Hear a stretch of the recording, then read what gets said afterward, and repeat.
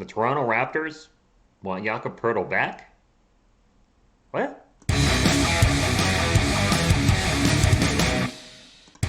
What is up, San Antonio Spurs fans? Any Toronto Raptors fans that are checking out this video? Welcome to TSR Sports.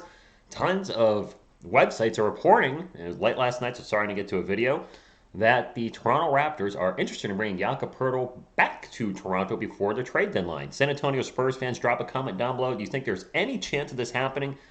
And if it was to happen, what would you be expecting in return? Hit that thumbs up to like, support the channel, and subscribe for more Spurs content. So let's get into the article. This one is courtesy of Bleacher Report, but I also see Sports Illustrated reporting on it and a bunch of other websites, so this seems pretty legit. Anyway, the Toronto Raptors are reportedly interested in acquiring its San Antonio Spurs center Jakob Poeltl, according to NBA insider Mark Stein. Toronto selected Poeltl 9th overall in the 2016 draft. That's right, he's a lottery pick, and later traded him to the Spurs as part of the deal in 2018. The 26-year-old has spent 4 of his 6 NBA seasons in San Antonio.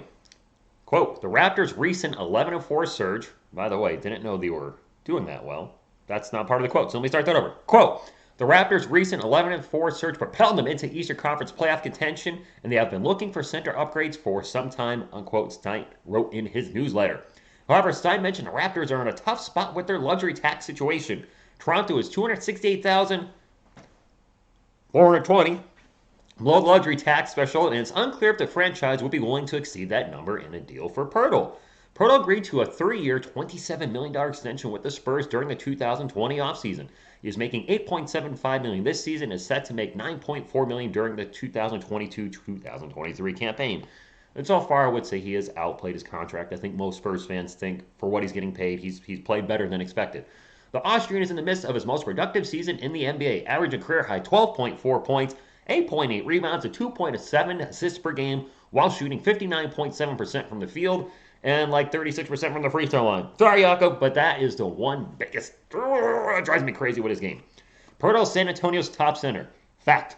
Playing in a starting lineup that includes DeJounte Murray, Derek White, Colin Johnson, and Doug McDermott. Well, at least usually, because right now we've been decimated with health and safety protocol. Drew Eubanks and Jock Landale are behind him on the depth chart, and it's unclear if the Spurs will be comfortable elevating either player to a starting position. That's where I'm going to chime in.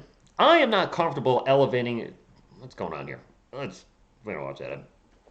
I'm not comfortable elevating Drew Eubanks, who already had the opportunity when Jakob was out with health and safety protocol, to a starting position, and Jock Landale certainly does not look like he's ready to start, especially with his recent back issue.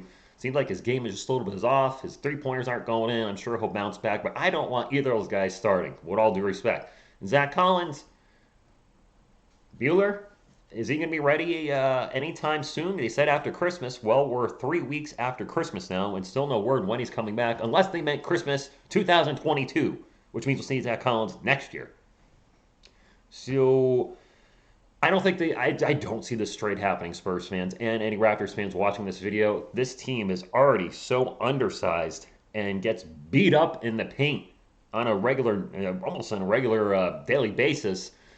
And then to trade our legit 7-footer starter to the Raptors, unless we're getting a first-round pick for him, which would be weird to get another first-round pick. It just makes the whole number 2 trade even more convoluted with, this would be tied into that somehow. I don't see this happening. We'll finish out the article here. The Raptors, meanwhile, could definitely use an upgrade at the 5. Precious Achiuwa, who is just 22 years old, is averaging 7.9 points, 7.5 rebounds, and 1.4 assists per game. While the numbers aren't bad, and they're not, the team could use more experience and the added depth. Behind Achiuwa, they have Kem Birch and Daniel Turo. However, Birch continues to struggle with a nagging knee injury, which has limited him throughout the season. Toronto is 8th in the Eastern Conference with a 20-18 record. So let me back up. Let's back the truck up. So 11-4 surge. So prior to that 11-4 surge, they were 9-14. Wow. Only 6.5 out behind the Bulls. So I think they're going to obviously try to make a move. For the Spurs, again, we're just so light on big men. Unless Zach Collins comes back next week and the Spurs see a week or two of him and say, you know what? This is our guy. We're going to run with him and say, Jakob, go back north. But I don't see it happening. I just don't. Plus, there's the salary issue. Who are the Raptors going to give us? It can't be just a draft pick, because then they're going to have the luxury tax issue they mentioned. Or is luxury tax? Or am I thinking baseball? That's 423 still, man. Luxury tax. Anyway, Spurs fans, drop a comment down below. Any chance this happens?